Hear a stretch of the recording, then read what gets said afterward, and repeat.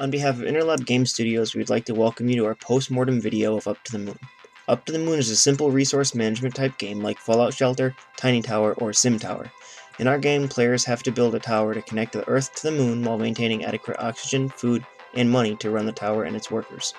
The game is simple to learn and the controls are easy to understand and even easier to use. We took a step back in time with our graphics and we went with pixel art because we wanted the players to get a nostalgic feeling when they played the game. The art team did an amazing job on creating the UI, characters, backgrounds, and other assets for the game. The music we added is future synth that has a space feeling to it that fits the game very well. Up to the Moon is intended to be played for about an hour or so, and unlike Sim Tower, Fallout Shelter, and Tiny Tower, Up to the Moon has a win scenario. The initial concept of Up to the Moon was based on Tiny Tower and Fallout Shelter, which are mobile games that focuses on resource management. The main core group of the game was designed to be very simple, in which players will have to build new floors to be able to hire more workers, to be able to renew floors and keep the loop going on. During the concept phase, the idea was to include clicker mechanics from games such as Tap Titans and Cookie Clicker to manage the workers. Basically, players were expected to click on them to wake them up or collect resources. This idea was removed from the final version of the game. In order to reach the moon, players will have to continuously progress by building floors, hiring workers, and managing resources. Each floor corresponds with a specific resource and has workers that are best suited for that floor, with one exception. The bank is used to generate currency, with the banker being the worker that's best suited to handle the player's precious currency. The cafeteria generates food, and there's none better to operate a cafeteria than a chef. Our third floor is our oxygen supply room, and as the name states, this is where players will be generating the oxygen that they need. Now, we wouldn't want just anyone working here, so we made sure to find the best scientists around. Lastly, we have our barracks, which is where all of our workers will go to get a good night's rest. The player will continue to build and hire until they reach their destination.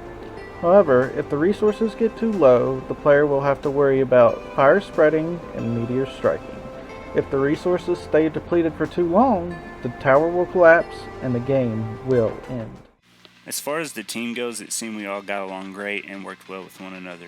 Each team member was eager to help the other in regards to development.